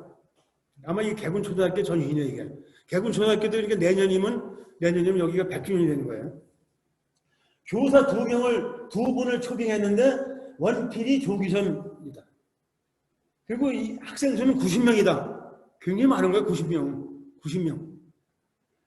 그리고 여기에 그 600여만 원, 그러니까 여기 성금을 내신 분들이 쭉 나와요. 오순문 150원, 최인욱 100원 이 나오는데 제가 쭉 찾아보니까 여기 그 당시 성금 내신 분들 2분이 찾아보니까 여기 구미리하고 하자포리 분이에요. 아마 여기 그 개군에 쭉 추적을 해보면 이분들이 누군지 아실 거예요. 김인식이라는 분은 상산 김씨인데 1873년생. 이 또 박기종이라는 분은 아마 여기 박씨들이 좀 사시니까 이분도 아마 여기 그 하자포리에 사시던 분이고 이분들이 대구 초등학교가 최초 광명의숙이라고 그래서 처음에 나중에 이게 바뀐 거죠. 그리고 그 교사 있죠. 원필이 조규선. 이분을 내가 쭉 찾아봤어요. 도대체 이분이 어느 분인데 교사로 여기 들어왔나 보니까 이분은 여주 분이에요. 여주 북내면 분인데 어디서 나오면 1919년 그 3.1운동 때 그 실력사의 스님하고 같이 만세운동을 해요. 잡혀 들어가 오게. 그리고 이따가 이제 풀려나가지고서 아마 여기 와서 이제 선생님을 하신 것 같아요. 원필이 조기선. 그러니까 앞으로 이런 분들을 여기서 발굴해야 되는 거예요. 이런 분들을. 학교에서도 이런 역사를 동문회 같은 데서 발굴해서 다 나와. 원필이 조기선 이분들은 여기 북내면에서 독립운동을 하신 분들이고, 독립운동을 하신 분들이니까 새로운 학문을 이미 받아들이고서 일찍 깨는 거예요. 그리고 나서 학생들한테 어떻게 가르쳤겠어요? 이 학생들한테도 또 그 어떤 민족의 긍지를 가르쳤을 거 아니에요? 그렇잖아요. 본인이 독립운동을 하신 분이니까. 그러니까 이분들 찾으려면 다 찾을 수 있을 거예요. 근데 제가 보니까는 원필이 조기선 이분은 여주 북내면에서 독립운동하신 분이고, 김인식, 박기종 이분들은 아마 여기서 사신 분이니까 후손이나 누가 계시지 않을까 이런 생각이니까 나중에 같이 연구를 해봅시다. 자, 이제 원래는 사실 30분에 끝내라고 했는데 지금 벌써 15분 지났는데, 양평에 그 당시에 양평에 1926년도에 지금 양평의 인구가 몇이죠? 10만 조금 넘죠? 여주보다 한 3천 명 정도 많아요. 여주시보다. 그러나 지금 저기 전라도나 경상도 뭐 충청 이런 데 가면은 군 인구가 2만 명 미만도 많아요. 3만 명, 2만 명 많아요. 지금 우리가 지금 여기서 굉장히 많다고 하는 게 10만 정. 1926년도에 동아일보에 있죠. 동아일보. 아마 순회 탐방해가지고서 어느 기자가 이렇게 그 지역을마다 돌면서 순회 탐방을 한 것 같아요. 이 기사를 보니까 그 당시에 호수가 14,000 호수고 인구가 74,000이에요. 굉장히 많은 거예요. 1926년도에. 근데 그 이후에 그냥 계속 줄좁에 여기가 6.25 때 내려가면서 폭격이 맞고 올라가면서 받고 또 내려가면서 폭격 맞고 올라가면서 맞고 여기에 두 번을 이렇게 하다 보니까 아주 6.25 때 여기가 거의 뭐 전멸되다시피 하고 그 다음에 또 그 이후에 이제 70년대 80년대 이후는 수도권 이 상수도 보호구역으로 묶이다 보니까 살기가 어려워서 이렇게 자꾸만 이사를 가고 그래서 자꾸 다시 여기 이제 들어오죠. 사람들이. 그래 이렇게 26년까지만 해도 양평이 굉장히 아주 살기가 좋았다. 여기 풍요로운 농산, 각지의 수출이야, 각지에 다 팔기도 해. 자급자족이야, 자족. 이미 우리는 다 풍족해 먹고서 다른 데다 팔기도 한다는 거예요. 그 정도로. 이게 1926년도 10월 10일자 신문 가서 보시면 이게 나와요. 바로 나와요. 이건 뭐 다 1960 양평으로 편입 이후에 나온 사진들이니까 이거만 빼놓고 그때 양평군청이에요. 양평군청. 그리고 이 밑에가 지금의 양평극장, 복지관. 유일하게 행사 거기밖에 할 데가 없었어요. 유일하게. 지금 양평극장이 그 옛날에 복지관이었는데 거기 말고는 큰 행사 할 데가 없어요. 지금은 마을 회관도 다 넓고 뭐 이렇게 뭐 면사무소 2층도 이렇게 넓고 그런데 그 당시만 1970년대까지만 해도 이게 넓게 이렇게 할 수 있다고 아마 연세 드신 분들은 다 아실 거예요. 그죠? 그런 데가 없었어요. 유일하게 여기서 영화도 하고 또 뭘 했느냐? 그때는 다 개군도 양평으로 이미 편입되고 난 이후에요. 여기 복지관에서 뭘 했느냐? 보세요. 우리나라에서 한국일보에서 해가지고서 미스 선발대회죠. 응? 양평에서 했었어요. 양평에서도.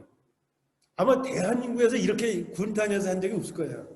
미스 양평 선발대회를 그 복지관에서 했어요.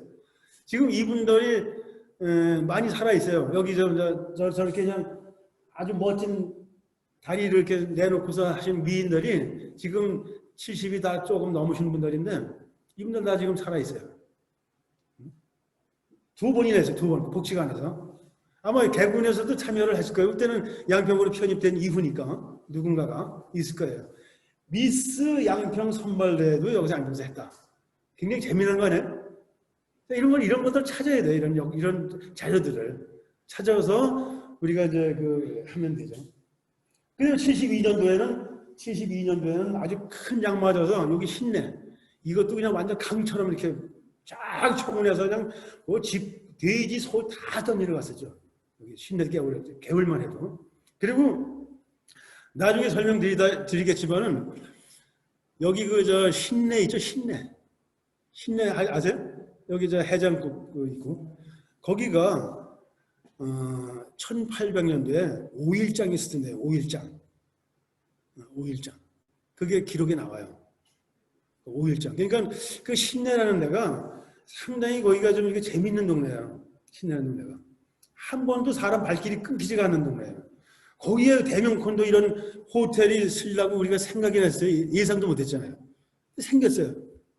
그 신내라는 그 이 동네가 굉장히 재밌는 동네예요. 그래서 다음 시간에는 이 지명과 얽힌 이야기, 또 이런 여기 신내 이런 얘기, 이런 데서 또 교육에 관한 얘기를 해서 또 역사, 개군의 역사 인물 이렇게 해서 좀 깊이 들어가는데 오늘은 전반적으로 자 양평에 이런 인물도 있고 이런 유적도 있고 이런 이런 사건들이 있다.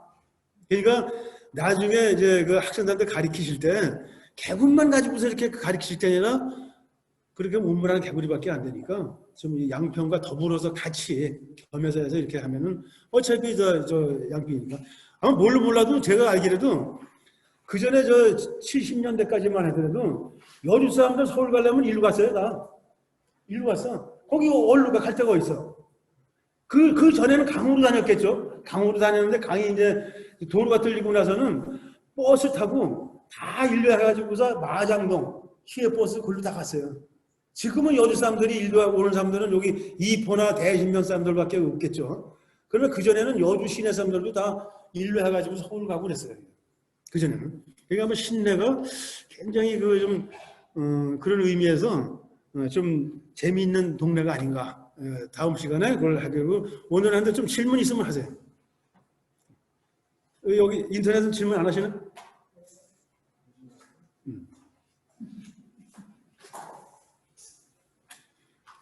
원래는 주문 받기는 한 30분 남겨놓고 질문을 받으라고 하는데 이게 또 질문 또 안 하실 것 같아가지고 제가 5분 남겨놓고 지금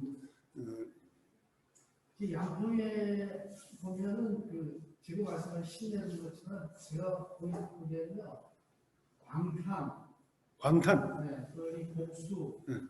이런 데가 장 같은 게 아주 예전부터 시장이 최초 크게 시작이 되지 않는 그런 얘기 많이 듣는 것 같아요. 광탄도 학교도 농문 초등학교보다 광탄에 있는 학교가 이런 게 아마 지역적인 특성이 나는 그런 게 아마 그렇죠. 양평이 이제 아까도 잠깐 비쳤는데 양평이 이제 양근하고 지평하고 합친 거잖아요. 그래서 한 자씩 떼서 양평이 된 건데 지평의 중심은 지금 말씀하셨던 그 광탄이라고 할 수가 있어요. 광탄이 거기가 강원도에서 오는 길목일 수도 있고 또 거기가 이렇게 넓고 그래서 거기가 아까도 잠깐 소개했지만 그 양원수 장군이 거기에 활쏘던 장소도 있어요. 거기에 광탄에 광탄이 상당히 그 유적도 많고 또 장도 섰고 학교도 또 일찍 거기에 설립이 됐고 그 양평 쪽에서는 원래는 그 옥천이 원래는 아마 이 현감 같은 분들이 현령이나 이분들이 옥천에 있었는데 그 옥천은 좁고 거기가 좀 이렇게 왜 옥천에 있는가는 제가 잘 이해가 안 되는데 아마 유적이 옥천 쪽에 많아요. 그 함시 유적이나 산하사 쪽을 해가지고 많다 보니까 그쪽에서 아마 사람들이 모이기 시작해서 그렇게 되는가 싶은데 그러나 사람들이 많이 꼬이는 대로 이제 옮겨야 되잖아요. 그래서 1747년인가요? 영조 때 이미 그 당시에는 이 강으로 이제 모든 왕래가 되다 보니까 지금의 그 양근리 거기가 이제 사람들이 모이고 주막이 생기고 가게가 생기고 막 이러다 보니까 이제 그 옥천사로 옮기게 되죠. 그 옮긴 때가 뭐냐면 1747년이에요. 저는 영조 때. 그리고 왜 아까 1800년도에 여기 신내 그 장이 섰다 그러죠. 장. 1800년도에. 그러니까 그 당시는 아마 이 사람들의 이 다니는 그 길목이 약간씩 이렇게 변화가 되지 않았을까 이런 생각이 드네요. 또 질문 없으세요? 질문 지금 중에서 질문해 주셨는데요. 네.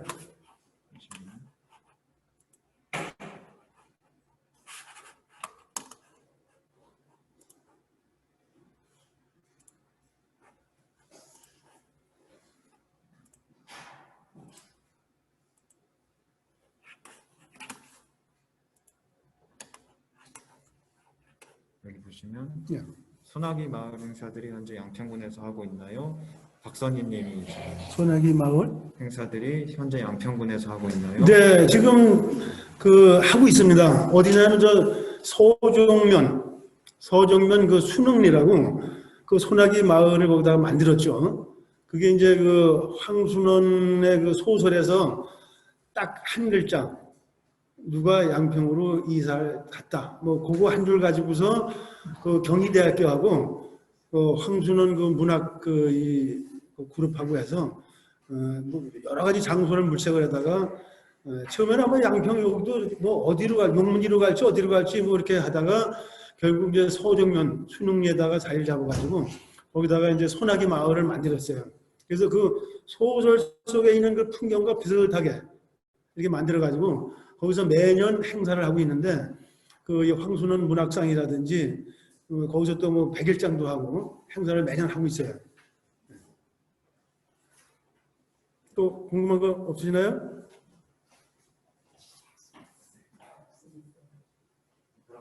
근데 자료가 참 저기 교수님 말씀하시는 거는 많은데 저기 노트는 없어가지고 그런 없는 자료들이 책 안에 있죠.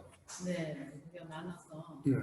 말씀하시는 게 사실은 큰 타이틀이라도 좀 있으면 그 여백은 우리가 이제 듣거나 보거나 뭐 찾아서 채우는데 타이틀이 없어서 지금같이 서점면에 대해서 아무리 봐도 없어.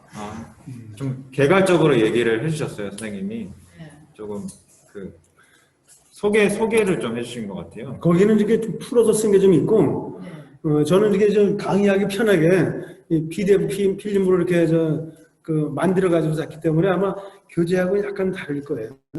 약간 다르는데 전반적인 내용은 아마 같은 내용은 같겠죠. 근데 이제 교재가 그렇게 되면 공부하기가 훨씬 쉬울 것 같아요. 오늘 할 것 같아서 미리 예습한다고 들여다 봤는데 지금 네. 처음부터 막 헷갈려. 없어가지고 여기. 알겠습니다. 다음번에 이제 이렇게 그 생각하시다가 질문해 주시면은 거기서 또 이렇게 그 답을 해드리고 그렇게 하겠습니다.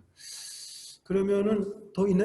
네, 아니 이제 수업 맞춰주시면. 자, 그러면 오늘 첫 수업은 이렇게 그냥 그 대략적인 설명하는 걸로 해서 마치도록 하겠습니다. 자, 우리 또 오늘 감사합니다. 이제 선생님 수업은 또 다음 주 수요일 날 또 있거든요. 그래서 내일 모레 아니죠? 네, 수요일, 네, 내일 모레 맞습니다. 그래서 이제 오셔서 들으실 분들은 이제 여기로 다시 와주시면 되고, 이 시간대죠 또. 네, 똑같습니다. 그리고 이제 혹시 못 오셔서 줌으로 들으실 분들은 또 줌으로 참석해 주시면 되겠고요. 그리고 저희가 이제 박수정 선생님이 지난 강의 때 선생님 강의를 듣고 이제 이거 이제 네, 페이퍼 이제 역사 자료를 선생님들이 적어주시면 그걸 가지고 역사 자료를 만들어서 이제 개군에 배포할 예정이에요. 그래서 이거를 적어주셔서 제가 지금 카카오톡에다가 올려놨거든요. 그래서 사진을 찍어서 보내주시거나 아니면 다음 주에 적어서 가지고 오시거나 또 한글 파일로도 거기 올려놨어요. 한글 파일로 컴퓨터로 적어주실 분들은 또 적어주셔서 보내주셔도 되고 메일로 보내주셔도 되고 여러 가지 방법으로 해주시면 될 것 같습니다. 그리고 지금 줌으로 들으시는 분들도 이거 작성해 주셔서 메일이나 카카오톡으로 보내주시면 될 것 같아요. 그렇게 해주시면 그거를 모아서 저희가 역사 자료로 이제 여러분들이 만들어주신 역사 자료로 한번 활용해 보겠습니다. 네, 그러면은 이렇게 수업을 마치도록 하겠습니다. 네, 감사합니다. 감사합니다. 쓰셨어요? 벌써?